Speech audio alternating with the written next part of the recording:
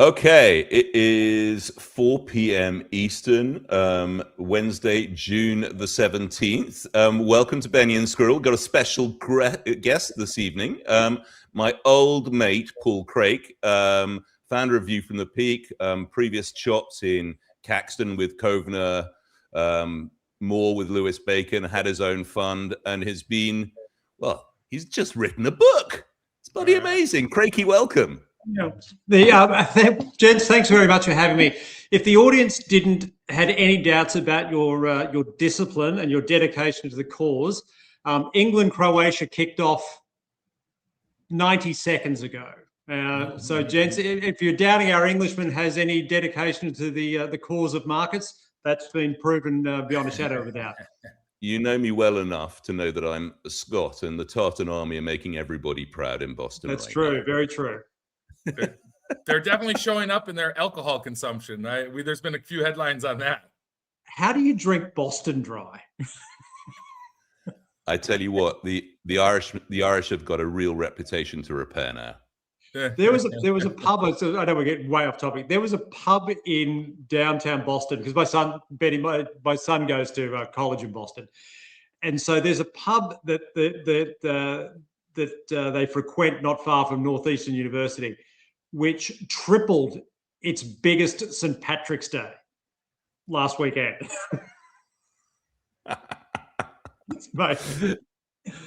Listen, isn't Walsh an Irish name, by the way?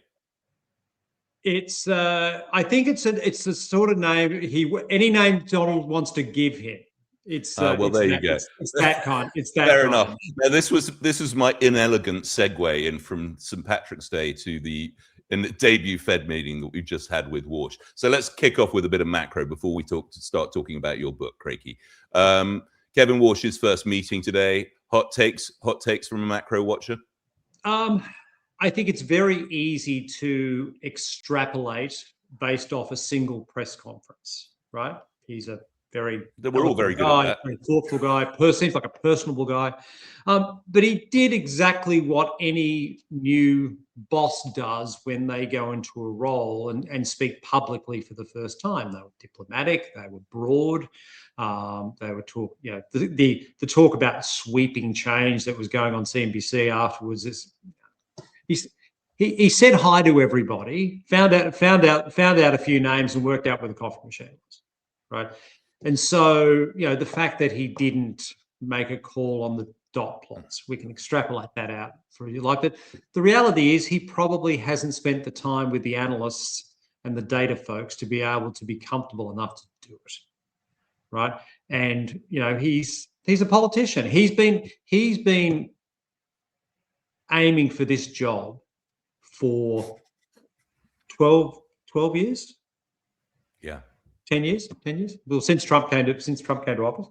And so, I think it was the obligatory slow, steady start. I mean, there's radical and there's radical, right? And radical in the central banking context is not very radical in the comparison to the business world. So those expecting, eradication of inflation, whether it's any form of inflation target, whatever it is, you weren't going to get it in the first meeting. And I think the most telling thing for me is how balanced everything is, because there was 19 people in the room, and there were 17 people in the room, and there were eight wanted to hike, 8 wanted to cut eventually by the end of the year, right? And Walsh sat on the fence, not making a comment. Mm-hmm. That's how sort of evenly poised we are. So to expect any swing either way or any guidance either way, I think it's at a minimum premature. The front end of the curve, the front end of the curve took it as pretty hawkish. Yeah. Was it? I mean, again, because, well, let's think about expectation management, right? So one of the reasons that I've thought for a while that pricing rate hikes out to the end of the year was a little aggressive was the fact that, Walsh was put in this job to not be hawkish, right? Now, we can extrapolate whether he's influenced. We can do I don't think that will be the case. I think he'll be his own man and make judgments by his own his own philosophies and the like. But there was certainly a school of thought out there that he was going to come in and be dovish because Trump wants him to be dovish. And I think he's too professional for that. He's going to make up his own mind. He's going to be credible. He's going to be, everything that you've had out of every other central bank leader, since Volcker, which has been very polished, very, very determined people who are very, very determined to make sure that the office of the chairman of the Federal Reserve is held in the high regard that it deserves to be. And I don't think Kevin Walsh is any different to that. But if it's about expectations were that he's Trump's boy and he was going to be dovish, and he wasn't. He was balanced, and he was balanced as any guy would be on the first day of the job. Yeah, I think that's right. I mean, the SOFR's had a real big move, though, right? 16 to 22 basis points, across the front of the curve, and I think that I watched the press release as well, or the press conference, and he had a task force. Like, I think he maybe wants to do stuff, but he wasn't coming out right away, right? He's going to say, okay, let's take a little time, let's do this professionally, and I think that's right. He came across as a politician to me as well. Yeah. So is the 16 to 20 basis point move a little extreme? I'd probably argue it is. Right, because again, were the expectations that dovish? Well, apparently by the market move, apparently they were, right? So again, one of the things I think is sort of telling over sort of a medium term perspective is just how unvolatile, the lack of volatility in bond markets in general, right? So when you have moves like this, they really stand out. I mean, I look at last year and you had. You threw more at the global economy, geopolitically, tariff-wise, etc., than you have in, I'd say, since 2011 with the Arab Spring and European debt crisis, putting COVID to one side, of course. And yet the 10-year had an 80 basis point range, which was one of the tightest ranges in 20 years, right? Bond markets just don't move like they used to. And so I think that when you have a move like this today, it is pretty outsized in the context of what we've experienced, over the course of the last couple of years in particular. But again, I think we're going back to, we'll end up going back, putting today to one side. We'll go back to a regime where bonds and the dollar just have really poor Sharpe ratios, and they have for frankly outside of 2022 have had poor Sharpe ratios for a very, very long time, and I just think that's going to continue.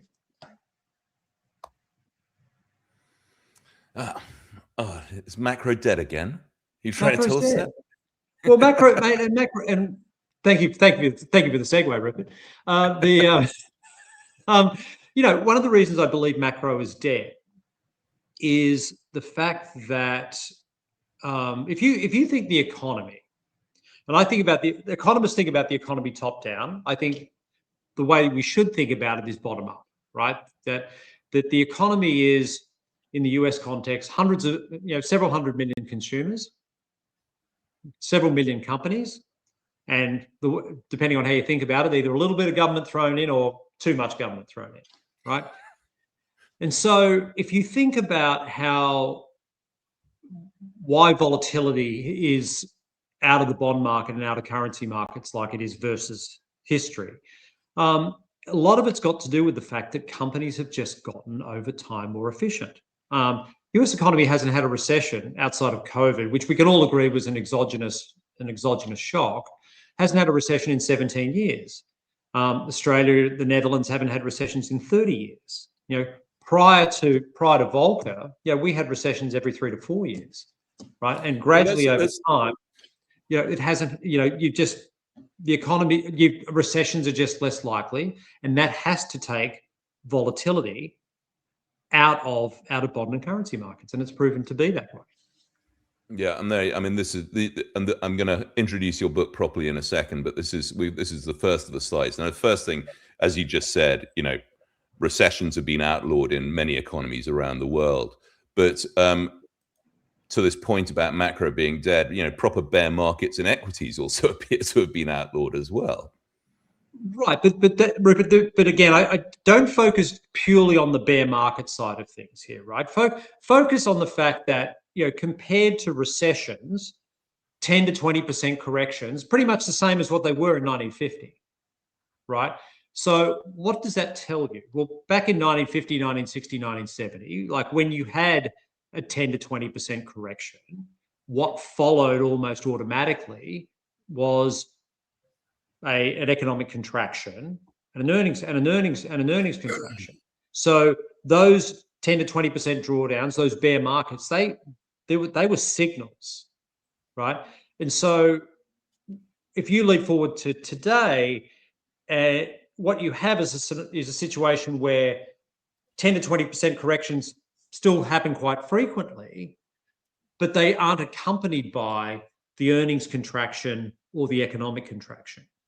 So what you've got is all these economic models that were based on cycles and on boom bust and the like. Well, they were accurate in a world where the volatility was a signal. And today, volatility is nothing but noise. And the best example we can have on the back of that is what we just saw with the Iran war. I haven't told you this. I have a nemesis, and my nemesis is a French economist, and we are on an investment committee together for a multifamily office, and he is always bearish, and it's always about too much debt, too much money in the system, inflation's coming, all these very, very old established economic models that worked in the 70s to some degree, but the reality is they haven't worked for a very, very long time. And geopolitical risks for him are something that we have to just run to the hills every time you see a geopolitical risk. But if you go back as far as 9/11, if you go back the first events after 9/11, which I think is the London bombing on July 7th of 2003, 2004, three. I remember that day very clearly because the equity market was up that day, and I had to walk home from Canary Wharf to Notting Hill. There you go. And so I remember, why was the market up that day? Because 2 years before, I just experienced 9/11 and the markets were shut for days, and markets all went to hell. But the market was up that day, and I go, why is that the case? And I was totally confused. I'm a classically trained macro guy. That should not happen, right? And so then you look at every other geopolitical event that you've had pretty much since that time, and the consequences of those events range from half a day to some of the extreme things like the Iran war and the Ukraine war, where they are the beta driver of equities and bonds for 3 or 4 weeks. But post that period, they tend not to matter. And I know you've got the chart of drawdowns and the like there. But my favorite chart that I've looked at since doing the research for the book was this stat, which came from JP Morgan 2 years ago, that in the previous 30 years, of the 10 worst down days for the S&P 500. Oh, I am so coming at you for this. Seven of the best 10 days happen within 10 trading days of the worst 10 days, right? Yeah. So what does that mean? The markets just go bang, bang. And why, and we can get into why active managers underperform and all this sort of stuff. But the cycle is this. You have a geopolitical event, people panic. Buy puts, sell into the hole, sell into the hole, sell into the hole, sell into the hole, rebound, cover up here, if you cover it all. So by selling into the hole in these extreme events, right, all you're doing is removing the chance to compound the gains back when things almost inevitably snap back, right? And I'm very vocal about this. I don't believe you should ever hedge. Now, this gets into things like timeframes and investment timeframes and all this sort of stuff, right? But if you've got an investment timeframe that's anywhere over 12 months, right? Why are you worried about 4 weeks worth of volatility? And so this is, for me, these are all things are all tied together. It's a function of companies becoming more efficient. There's more noise than signal, and that corrections aren't the sign of doom and gloom that they once were. Now, okay, let's pause there, because as you know, Ben runs a tail hedge fund. We've got a lot of tail hedgers in our community, so you're really winning popularity contests here. First thing I wanted to pick up on is that stat about missing the best days is never twinned with missing the worst days, right?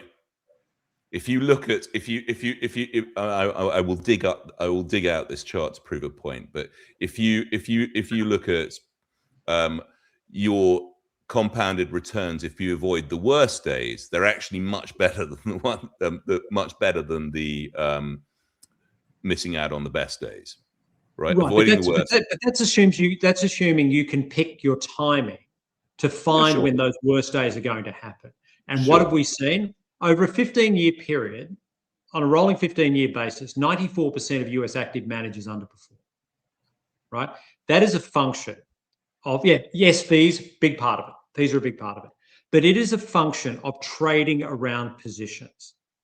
I challenge anyone to come up with show me hedge books that consistently make money, right? Because you tend, Betty, you know this better. You know the hardest thing about running a tail fund is actually liquidating positions when they're working. That is correct. The hardest thing to do, right? By far the hardest. It's easy to identify turning points to me, but I think about it a lot, right? So you look at market structure and you see things, but the monetization of it is a real bugaboo. So what I think the best thing to do is you have a preordained strategy. You go 15 delta to 35 delta, you take a third of the book off, and you have to monetize it as it goes up, and you have to leave some of it on with the idea that you're not gonna you got to leave it on because you're kind of an insurance policy, and so you're never gonna top ticket, right? The way a macro manager or any of your two old bosses, right? So it's a different way of thinking, I guess. But what I'd say, go ahead. I was going to say, but that's very mandate driven. Right. So again, if you've gone out and raised capital for a tail risk fund and promoted it in the ways that you have, you always have to have something on, because your business risk in that scenario is not the market went down 10% and I made some money, is that I took it off down 10 and it ended up down 30, and you weren't what you sold the investors. Right. Yeah, that's exactly what the hardest part is. So, what I'd say though is, if we have a chart from my buddy David Dredge, who's a friend of the show, who's a tail fund manager, air vol manager, and here's the thing shows. I tell you what, this if we show this chart, we're going to get excommunicated by Dredge. There you go. But it's the bottom 2% observations, and the top 2% of observations for the last 100 years represent about 75% of the long-term compounded growth rate of the market. So that all the information is essentially in the tails, and it just is true what you said, that they cluster, right? And so if you get out of the market when it's done, I totally agree with you. Like, don't sell when it's already down 25%. Then. So it's a question of how you approach it, and I can show you charts that there's much farther superior returns, both on a risk-adjusted basis and even in a nominal basis, almost, if you add some vol into a longer stock. So own more stocks, less bonds, and own some vol, basically. Right. So, but I mean, with this, we could have a long conversation about this. Yeah, but I mean, sure we could. I think that if you look at any strategy, whether it's 60-40, whether it's vol managed, whether it's diversified, pick your strategy. It underperforms on a rolling 5, 10, and 20-year view. It will underperform equities, right? On a rolling since 1947, on a rolling 20-year view, equities have not lost money. the point I make to long-term investors, to family offices and the like, right? Why do you, if you've got a 10-year view, right? Why do you care about 3-month volatility if on a rolling 10-year basis since 1947, that rolling 10, you've made money 96% of the time, right? So by assuming that you are that hedging, you can time your hedging well, right? You are making an assumption that you are doing something which is pretty remarkable, statistically remarkable in the context of trading and investing. And I just say to folks, there's always going to be risks. If you want to be comfortable in your career, don't choose investing, because there will be periods like March and April and April 2025 and the like, where it's not going to be any fun being long and holding positions unhedged, right? But I look at this time and time again. If you do not hedge, and again, it's all about your time frame. The longer the time frame, the easier this is, right? If you do not hedge, you will generate more accumulated return over a long period than by hedging. Because market, yeah. Let me give you a little pushback on that. If you think about from 1865 up to 1917, the Russian stock market outperformed the U.S. stock market pretty dramatically. Then it closed for 80 years. And you could say the same thing in Germany, where it ripped and then it was manufactured, and then they did a 90% Turkey Day down chart in 1940s. So the U.S., because it's been the empire, right, during its time as the empire, has done quite well. But that, you could argue, well, the government debt to GDP has skyrocketed, and the management of the economy by the fiscal and the monetary authority has increased. So maybe there's this very low magnitude or low frequency, high magnitude entropic event that could be sitting there. I guess that would be the argument. What do you think of that? Right, but Benny, I mean, there's two things to that. One is hedging that sort of risk, and what you will pay for it is dramatic. You will be paying prices dramatically higher, exponentially higher than the perceived risk, right? This is Daniel Kahneman Behavioral Economics 101, right? So that risk let's keep the math simple. Let's say that risk is a 1% chance. You're going to pay 5% to hedge, right? And that from a risk reward standpoint doesn't make a lot of sense.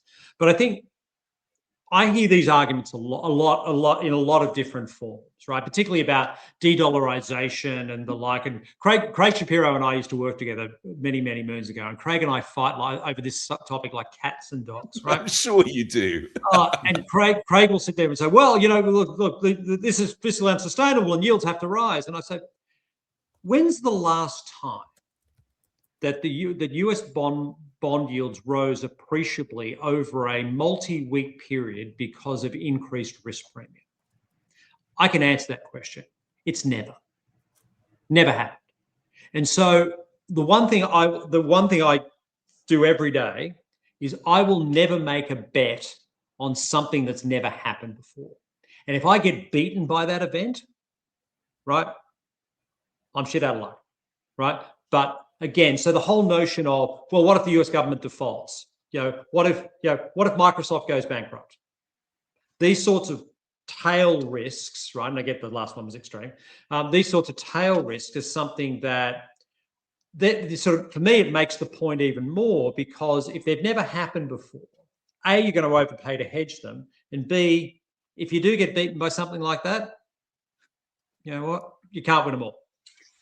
Isn't that the ultimate hiding place of the entire sort of big retirement complex, right? As long as we're all doing the same thing, it doesn't matter, because that meteor event takes everybody out. So why worry about it? Well, it's musical chairs. It's a game of, it's ultimately a game of musical chairs. And funnily enough, I mean, you think about volatility, vol management. I think the only place where I think it is really relevant is when you have performance targeting in the pension industry. So if you've got pension benchmarks where, let's say SOFR plus 400, what pick it up, right? That's a world where you can have have volatility strategies. Benny, it's a perfect scenario. The pensions are a perfect thing for your tail fund, right? And so, vol management has a place, but I don't believe it has a place if your underlying objective is maximizing returns over a longer period. So what do you think about this idea, though, of financialization, the government being more heavy-handed globally? It started with, Japan, really, but like the U.S., I have a chart that I wish I had that shows, the U.S. debt to GDP was almost 100% back in 1929. Then we had a 40-year period till around the time I was born, late 70s, and it bottomed out, and then it's been up and to the right since. And so maybe that's some of the source of the moderation. We have a recession. Okay, let's pump some money in, right? But I did a lot of work on this exact topic, and there is very little evidence globally between the size of government and the dampening of volatility of the economy, regardless of where you are.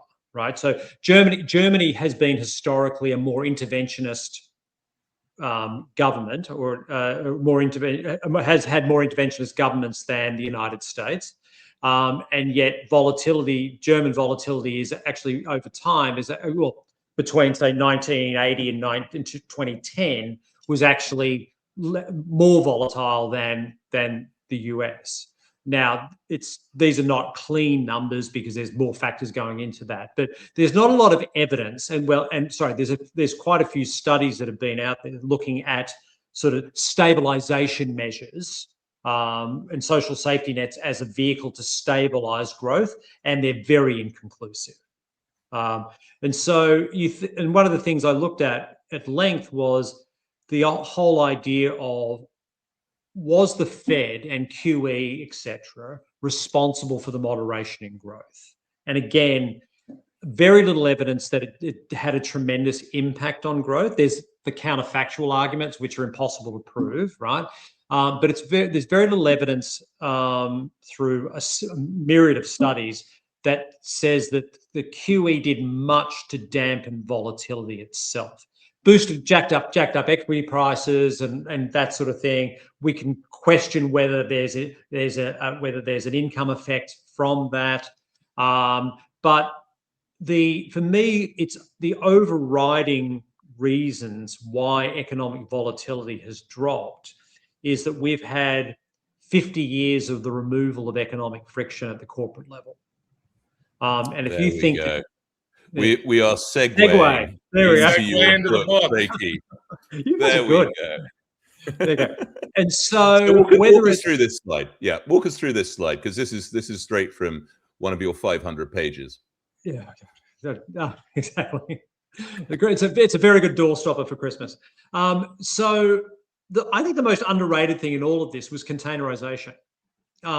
So I had no idea about there's been a book written on the history of containerization, which I know my buddy Peter Frankopan was talking about it on his podcast the other day. They dedicated an entire podcast. Yeah, and basically the standardization of the container ship led to the absolute collapse of moving a ton of cargo. Right. Yeah. So it went from in the late 60s about $16 to move. It was about $16 a ton down to 15 cents a ton type thing by to load it by 1980. And what that enabled, it was the first phase of globalization. Right. So you could actually get stuff to and from China. You could get stuff to and from Europe in very quick and fast order. But if you think about economic friction as just distortions, right? And so companies back in the 70s, they didn't have real-time pricing. Their inventory levels were managed by the fact that the guys they met at the conference in Cleveland, Ohio, the payments took 8 weeks to go through, because a paper invoice got sent and a paper check went back and you deposited that check, and it all took time. And time and all this stuff, if you add all these layers of inefficiency on top of each other, it adds to the cost of doing business. And so the one thing that's very clear over time is, as you've added these layers of technological efficiency onto companies, you've seen several things. The main thing was that the margins increased. So from 1970 to roughly 2015, the margin for S&P 500 companies went from 1% to 8%, right? And that's not a function of QE. It's not a function of government policy.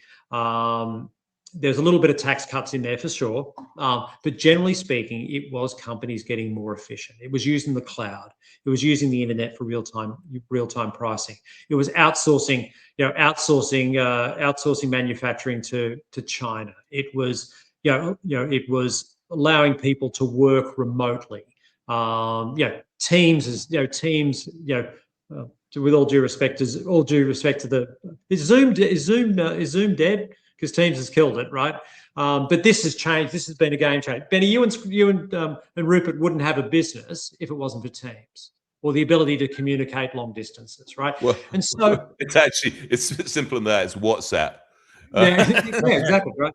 And so if you think about, I come to the following conclusion that, that economic models aren't really that reliable, right? Because they've never really been proven in any way, right? This is not theoretical physics. This is not a theoretical physics being proven by experimentation. And so we live and die by these economic models and believe on which a lot of them are driven by our own personal biases and ideology and a bunch of different things. But at the end of the day, have we just shown over the course of the last 50 years that economic solutions are nothing more than technology problems waiting to get solved? And as we've made companies more efficient and as their margins have improved, you've seen economic volatility decline. You've seen inflation outside of the COVID era. Inflation, generally speaking, be well and truly under control in the broader scheme of things. You've seen economic volatility fall not just in the US but in emerging markets and the like. Recessions have become much rarer, and yet so economists who turn around routinely and talk about there's a 30% chance of recession when the US hasn't had an organic recession in 17 years. Well, that's not assuming a 30% risk. It's something, it's something more like a 5%, like a 6% risk, right? And so where we are now with AI for me is the final, or one of the final phases of the removal of economic friction for companies. Because what you have with AI, and we're early stages, and it I believe it will get better, and it will evolve into the greatest innovation the global economy has seen outside of electricity, right? Is that this is the final layer of friction removal, right? And the consequences are for that, you have massive consequences for monetary policy, you have massive consequences for unemployment. It is a world where capital dominates and labor loses. What does it mean for the fiscal and tax position of the United States? There are a myriad of ways to think about that. We have to think about this. But at the end of the day, what AI is doing is taking the global economy from a cyclical world to what I call a post-cyclical world, where cycles become less and less frequent, and we meander along in this low growth, very stable economy, which is great for profits, horrible for workers, and has consequences for every other part of the global economy and policy. So when we think about this concept, like we just talked about, of efficiency, right? The McKinsey guys, the McKinsey thinking, maximize return on equity. There's a price for everything, right? So in my mind, fragility, your robustness was sacrificed in order for like a just-in-time inventory system, right? And so then you get an actual exogenous event like a pandemic. Well, then the government underwrites it, right? They're like, hey, we're going to underwrite the private sector. And basically what you have there is like, well, that was actually more risky model than you thought. And you just kind of got underwritten. And to come back to it is maybe the economic data doesn't show it. But what about the expectation side of it? Everybody's acting in a way that, hey, the government's got our back, and so we're going to keep doing this and pushing, and we would take on less risk in order for efficiency because we have that knowledge. And maybe that's really hard to extract in data, of how that would be. So, but I think there's a couple of things to think about. One is that I don't want to hear anyone in the United States, Kyle Bass, talking about how communist China is, because companies go bankrupt in China all the time. Yeah. Companies go bankrupt in Europe all the time. The United States as an economy is nothing more than a series of oligopolies. Pick your sector: airlines, retail, healthcare, banking. There are a slew of sectors where the top 3 or 4 companies dominate pretty much every sector in the United States, right? These companies are not allowed to go under. The definition of too big to fail has expanded tremendously from Enron. Enron's probably the last major company to sort of go under in a sort of a orderly, quote unquote, orderly fashion. Look, the Fed as a model, and we can talk about why I think the Fed is irrelevant. I guess Dick Fould wants a word. I was just going to say, what about Lehman and Bear? Yeah, well, yeah, and that's the catalyst for the change in Fed thinking, right? Because the Fed never wants to have that happen again, right? They've got scar tissue all through the organization. So the Fed has gone from an organization that knew that cycles were a normal part of life, right? And they were back in the 70s and 80s. They were, right? To an organization that is financial stability first, and they will do whatever it takes to achieve that. Now, remember the last time the Fed really acted was with SVB, so Silicon Valley Bank, back in March of 2023. Remember what the Fed was doing at that time. The Fed was jacking up was in the middle of the fastest tightening cycle we have ever witnessed. And they threw $300 billion into the economy to back up SVB, to stop something which would have been in prior Fed lives would have been something that would have been assumed to be a natural consequence of dealing with the inflation threat that they were dealing with at the time. Something always broke. And after 2008, things were not allowed to break, right? And so you want to know why tech stocks boomed in 2003? Throw $300 billion at the problem, right? There's and again, obviously there's a bunch of other things to it, but $300 billion of additional liquidity while you're trying to drain liquidity, while you're trying to take down inflation. It shows, I think the best way to describe it shows policy hypocrisy by doing that, because you want to try to manage an economy through traditional metrics, but traditional means have things that break and companies go under. You have, this is the resetting cycle. We don't have resetting cycles anymore, right? And Betty, one of the things I'm convinced of is that we have a series of multi-trillion-dollar companies in the United States. Yes, it's because of AI, but you never had the capabilities of any of these companies being able to be reset, because there's been no major company go under in the United States in a organic way in years. And we sit there and accuse France of being socialist. They let their companies go under. They have more they have more competition in airlines, banking, retail, etc., than US does. Right? China's the same, right? So long-winded answer to your question is, it is problematic. And I think there is an embedded assumption there, which is reflected in equity valuations. I have no idea what sort of premium that puts in, but it certainly helps, right? Because if I go off and buy JP Morgan paper, right? Now, there's a de minimis chance that JP Morgan goes under, but there was a de minimis chance that Merrill Lynch was going to go under. right?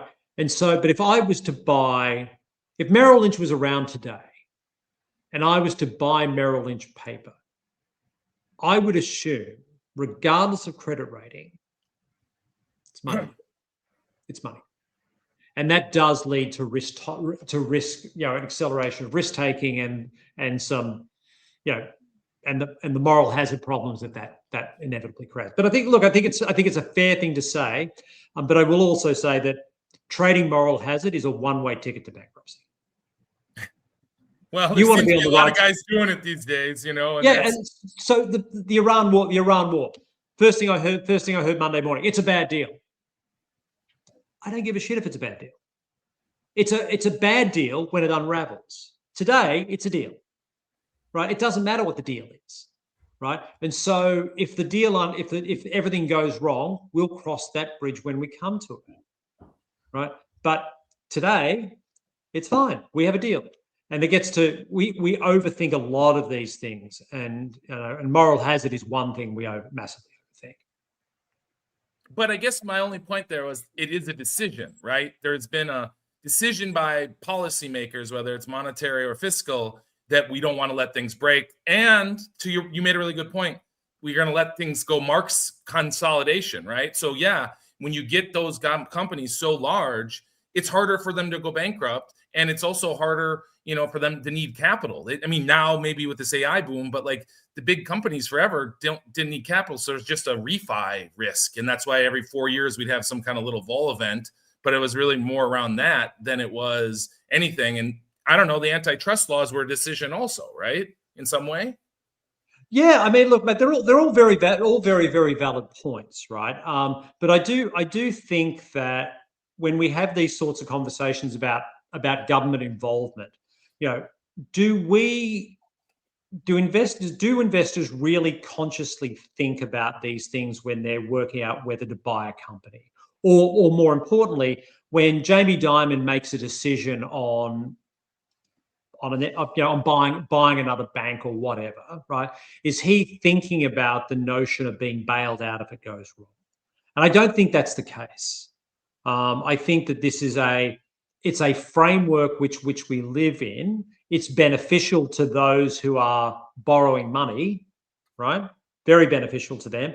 I don't know if people think about that in their day-to-day decision making. Okay, let's just rewind. Rewind to this sort of this next AI-driven economic era, which is yet more capital pendulum swinging in favor and away from labor. There's a point at which that doesn't work for the voting class, right? Unless we go post-politics.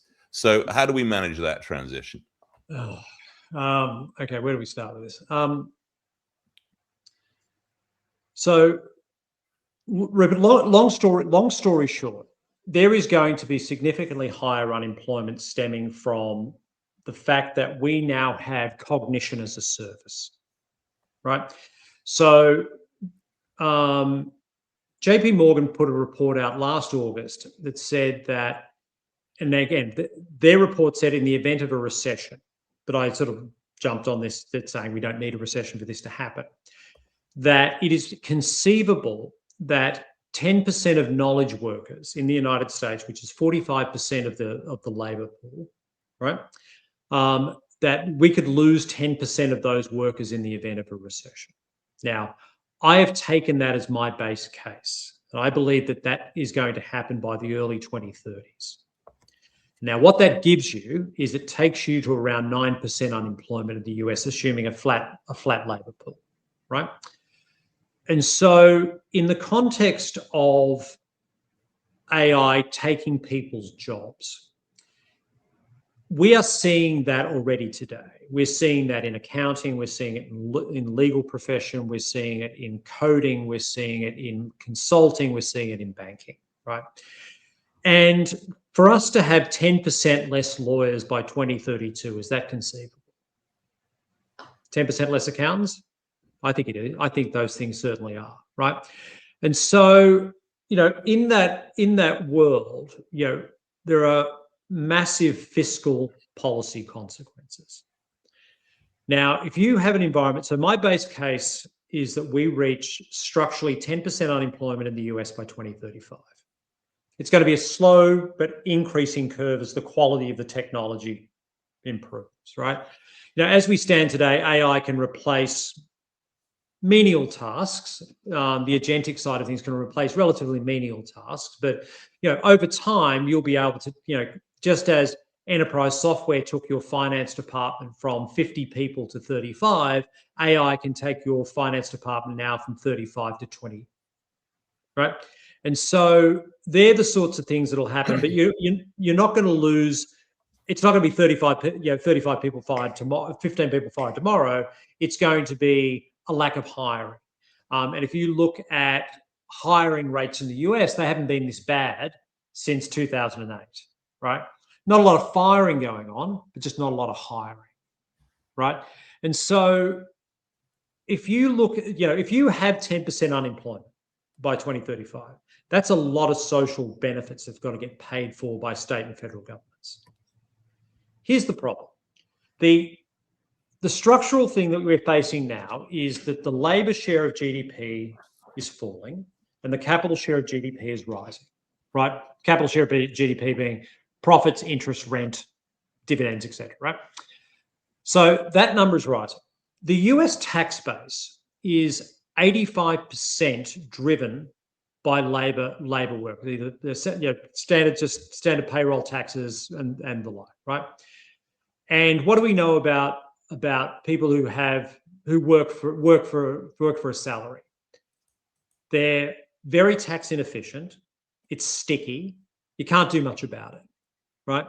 So 85% of the sticky tax base is in decline, and the 12 or so percent that is the corporate tax is sophisticated, mobile, incredibly litigious, right? And they can move not only jurisdictions within the US, but Ireland's probably going to get a few friends. I was going to say it's mostly Irish. Mostly Irish, right? And so I don't believe I've never been a worrier about the US fiscal position. I always thought it was one of those very overblown things. I spent too much time looking at Japan when I was younger and predicting 15 of the last 0 economic crises in Japan, right? So I've never worried about it. I'm worried about it now. But the US doesn't have a spending problem. The US has a revenue problem, right? And so let's just, yes, it has a bit of a spending problem. Let's put that to one side. You just got the David Beckham meme from me. No, the problem with this is not the spending side. The problem is going to be the revenue side. Because if you have a growing economy and you have large deficits, that's okay broadly, right? Because if the tax base is rising, right, you can spend that money. You'd love them to save a bit, you love them to cut a few programs, sure, but it's sustainable.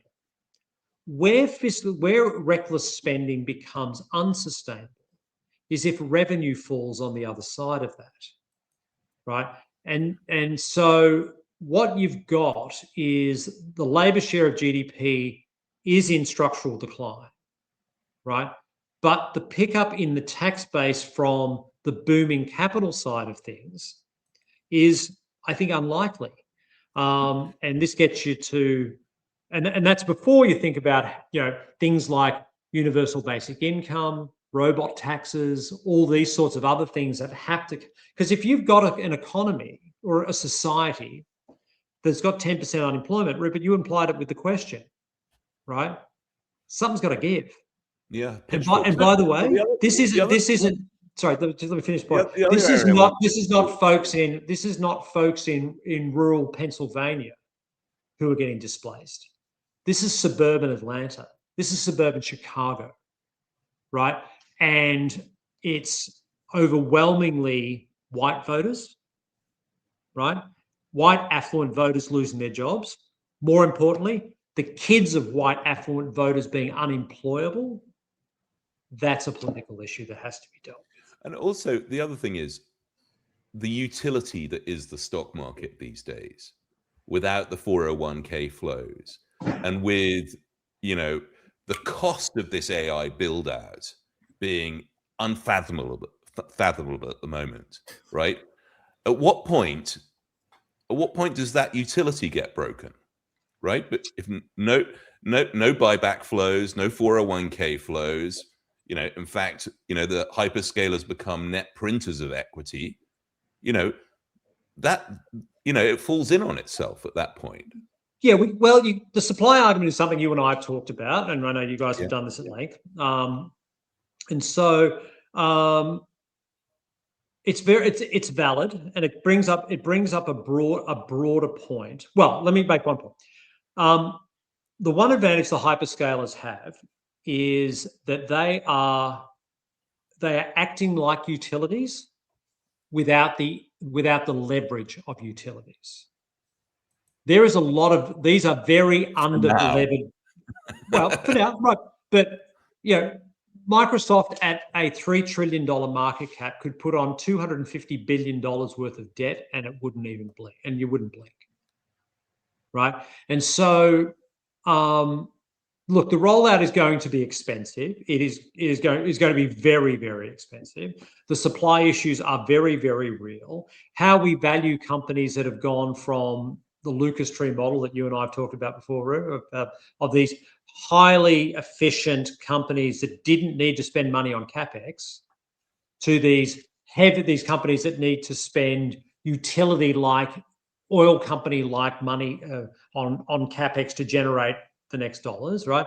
That's a different valuation. That's a different valuation metric. And that's a free cash flow story. That's a bunch of things. But I think that this is the other side of the coin, is that you're going to have a global economy where companies have never been more efficient and never produced more money for a given dollar of revenue. Margins are going to improve, and this is not a margin story for technology firms. This is a margin story for a Brazilian retailer at 4 times earnings. This is a margin story for a Japanese industrial company at 6 times earnings. And so why I'm crazy bullish about EM and international equities and the like is, unlike other technologies, the AI is going to disperse globally at a fairly equal rate. And so companies in Brazil, companies in India, companies in Korea, companies in Australia, they're going to get these tools at a comparable time. And again, 50 to 75 basis points of additional margin every year for the next 10 years is completely transformative. Now, we have to if you're going to have that conversation, you have to have the conversation about the revenue side of things, what 10% unemployment looks like in terms of overall growth. You've got a US economy, at its simplest level, the US economy is how many workers you have, how many hours they work, and how productive they are. Labor pool's flat, and the labor pool will be flat going forward for demographic and immigration reasons. So the US labor pool is not going to grow, right? One of the great problems I have with the CBO, the Congressional Budget Office numbers out for unemployment at 4.2% in 2032 is they see a fairly significant rise in the labor pool, right? And so labor pool's flat, hours worked, that's not going up. Everything else revolves around productivity. And what is productivity going to look like going forward?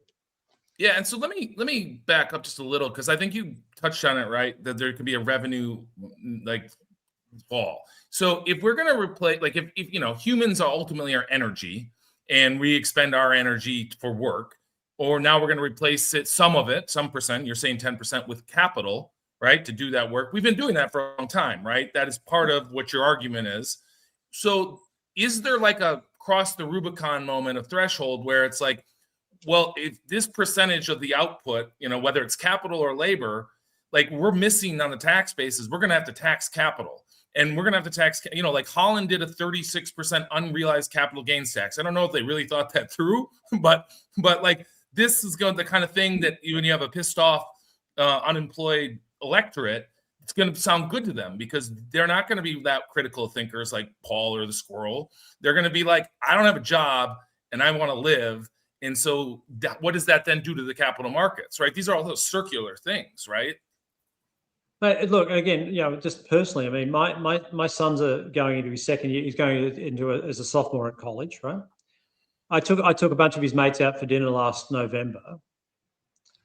They're all convinced they're not getting jobs. They're all convinced they're not getting jobs. And mate, this is the great university in Boston. I had one kid one kid was a junior, right?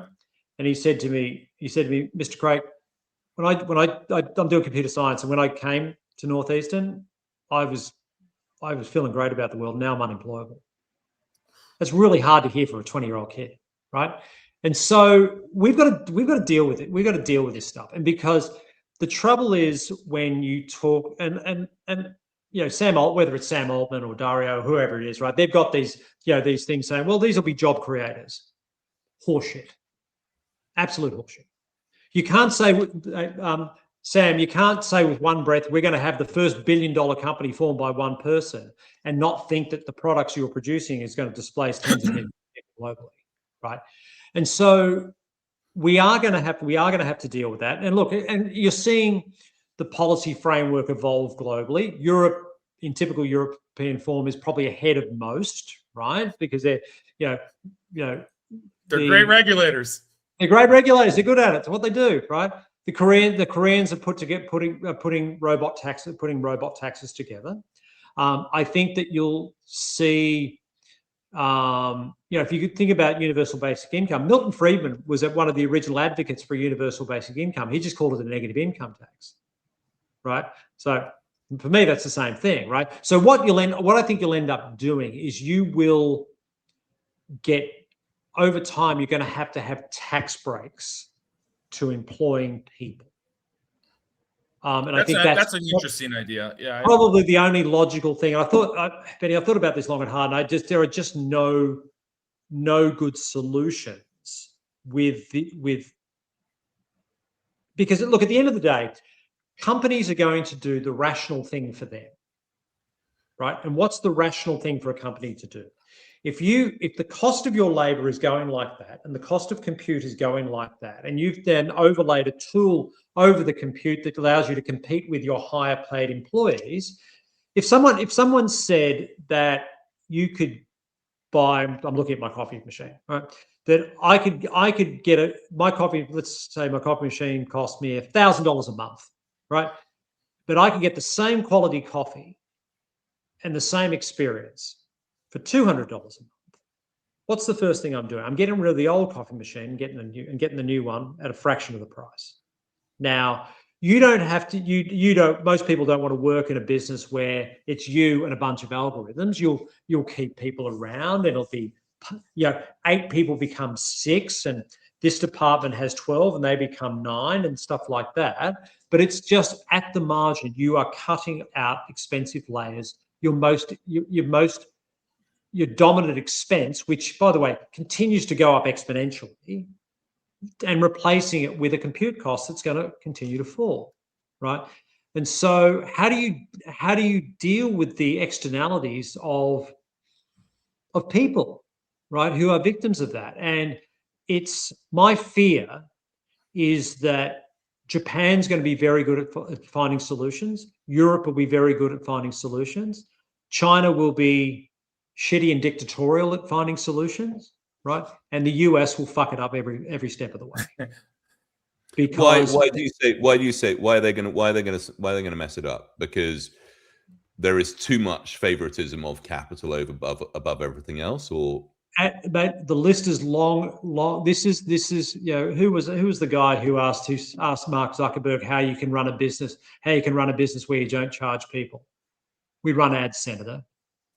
Whether it's octogenarians in Congress, whether it's there hasn't been a bipartisan bill of any note passed in the United States in years. There is this screwed up scenario of the Republican Party where they claim to be free markets but are actually interventionist. I just don't. This is a problem. Look, mate, we haven't got decent social media regulation in the United States after 12 years of evidence of teenage girls hurting themselves. How do you think a bunch of these guys are going to get their heads around AI? Yeah. Right. And go ahead. Sorry. So, and yeah, for me, mate, it just, we have, US Congress has a long history of not being able to deal with important issues like this, right? And innovate, and particularly around innovation and the like. I just fear they just don't have the capability, the intellectual capability to deal with this, because it'll require doing things that are uncomfortable, particularly for the Republicans, right? Because you are going to have to intervene, right? And most Republicans don't want to think about a universal basic income. If people can't get jobs because of AI, it's something that needs to be considered, because you just can't let people fall, 10% of your workforce fall to the wayside.